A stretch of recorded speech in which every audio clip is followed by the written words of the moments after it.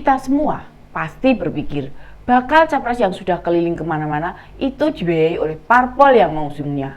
Misalnya Pak Prabowo dibiayai sama Gerindra atau Pak Prabowo sendiri. Wong dia juga kaya raya. Berdasarkan catatan LHKPN terakhir, kekayaannya mencapai 2 triliun 34 miliar rupiah. Pasti buat keliling konsolidasi. Lalu ada Pak Ganjar yang sekarang rutin berkeliling juga usai ditetapkan jadi capres.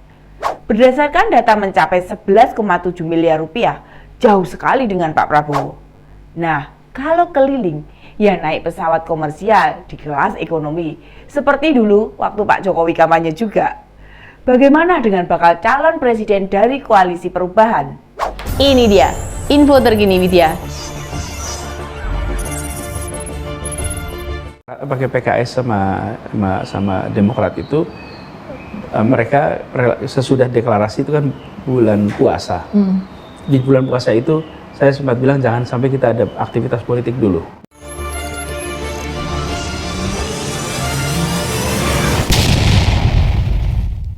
Pada saat awal dilantik Gubernur DKI, kekayaannya mencapai 5,6 miliar rupiah dan setelah berakhir tercatat 10,9 miliar rupiah atau naik hampir 100% selama jadi gubernur. Wah, jangan-jangan gaji dan operasional gubernur nggak pernah dipakai itu ya, makanya bisa naik 2 kali lipat. Kita tidak akan banyak membicarakan soal kekayaan mereka. Namun yang kita lihat, bedanya Pak Anies dengan capres lain, dirinya kalau keluar pulau disediakan private jet atau jet pribadi. Memang sih bukan miliknya Pak Anies, itu kan punyanya Pak Surya Paloh yang jelas jika menyewa harganya 300-an juta hingga 500 juta rupiah per harinya. Namun tergantung juga tujuannya yang mau dicapai kemana.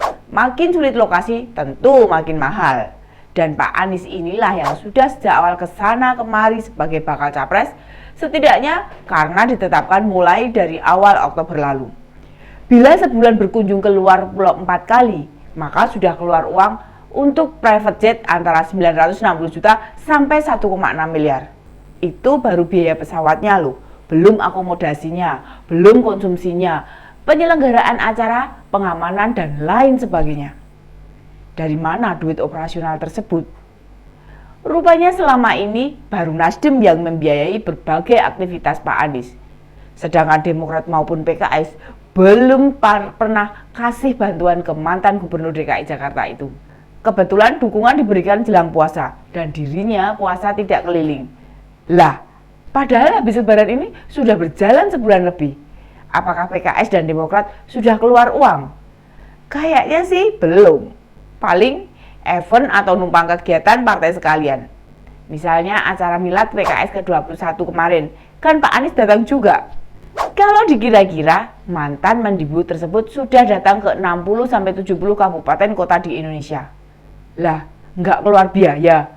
Kok mereka pada rebutan bakal cawapresnya ya? Mosok nggak malu pada yang ngeluarin duit sih? Halo Pak Saiku dan Mas Ahaye, nggak ikut patungan tuh? Sementara relawan kalau mengundang capres Koalisi Perubahan itu ya patungan sendiri, bukan dari Pak Anies biayanya. Mungkin hampir sama memang jika untuk relawan, pasti mereka patungan juga. Hanya yang aneh ya PKS sama Demokrat itu, agaknya sudah kayak paling gede ngeluarin duit aja, minta jatah posisi bakal cawapres. Kayak gitu kok tidak punya rasa malu ya? Tahun depan itu Pilpres, ajang pertarungan antar partai politik memenangkan kontestasi. Otomatis butuh biaya. Mau menang kok nggak modal sama sekali? Pantas, dulu Pak Fahri Hamzah bilang, Koalisi Perubahan batal deklarasi karena bohirnya nggak deal. Wah, jadi mikir juga, bohirnya minta cawapresnya pasti bukan nama yang disetujui PKS sama Demokrat nih. Makanya nggak jadi deklarasi. Nambah penasaran, dulu siapa ya yang mau biayainya? Sayangnya Pak Fahri nggak buka siapa dia itu. Kita semua jadi berpikir, apakah nggak kasih iuran bagi pembiayaan capres mereka itu sepadan dan bentuk komitmen dukungan pada capres yang disepakati. Di awal pencapresan, Pak Surya Paloh juga mengatakan mendukung Pak Anies padahal tidak ada duitnya. Tidak ada yang salah dengan itu. Dulu Pak Jokowi juga didukung Nasdem. Ya, tapi kemudian parpol-parpol yang bergabung di koalisi pastilah keluar duit setidaknya untuk banyak hal. Mengapa kemudian ada perbedaan perlakuan antara Pak Jokowi dengan Pak Anies yang sama-sama tidak punya duit? Elektabilitasnya Pak Jokowi 2014 sangat tinggi, di atas 50%. Makanya banyak yang kasih dukungan. Beda sama Pak Anies, orang tidak mau nimbrung bantu biaya karena elektabilitasnya rendah. Sudah lebih dari setahun, tidak pernah melonjak signifikan. Masalahnya, Pak Anies justru malah melempar isu kontroversial, bahkan kontraproduktif, sehingga makin membuat masyarakat tidak respect. Misalnya, isu mobil listrik, isu IKN, pembangunan jalan nasional, serta isu lainnya. Kelompok pendukungnya, termasuk Pak Denny Indrayana atau bahkan anggota tim 8, kayak Pak Sudirman Said itu, juga hobi menyerang. Karakter masyarakat kita tidak akan suka dengan orang yang suka menjelek-jelekan pihak lain.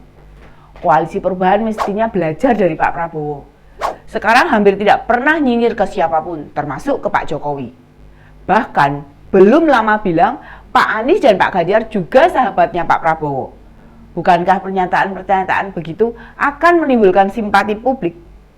Mengapa tim koalisi Perubahan tidak paham dengan karakter masyarakat?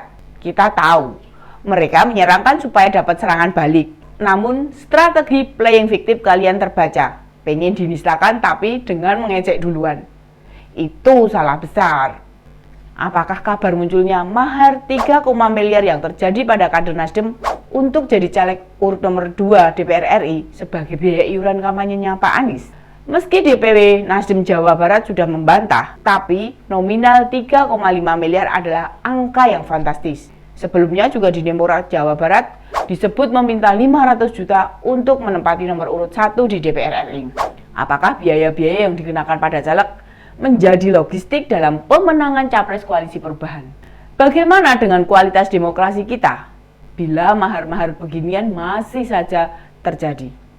Jika dikaitkan perkembangan terbaru, adanya rencana pertemuan Mas AHY sama Mbak Puan bikin kita jadi paham. Demokrat mencoba membuka alternatif koalisi termasuk menggertak Anies dan Nasdem. Jika bulan ini tidak ada deklarasi cawapres, mereka sudah dapat perahu baru. Lumayan juga cara Demokrat berakrobat di Pilpres periode tahun ini. Belum keluar duit, minta posisi cawapres. Dan jika tidak dikabulkan, pilih bergabung ke koalisi lainnya. Apakah nanti di PDI Perjuangan Demokrat bisa berulah yang sama? Jelas berbeda. Di PDI Perjuangan, parpol yang mau koalisi tidak bisa mengancam-ngancam begitu. Karena PDI Perjuangan satu-satunya partai yang bisa mendaftarkan pasangan capres. Sehingga gertakan itu tidak bakal laku. Beda dengan koalisi selain PDI Perjuangan. Mereka sama-sama butuh atau perspektifnya saling menyandera. Hanya agak aneh juga ya. Sudah tahu pemilu itu membutuhkan biaya, masa sih Demokrat dan PKS tidak sempat ikut patungan barang berapa miliar begitu? Kita tunggu saja. Demikian info terkini Widya. Sampai ketemu lagi di Ini Dia berikutnya. Salam cerdas. Ini dia info terkini Widya.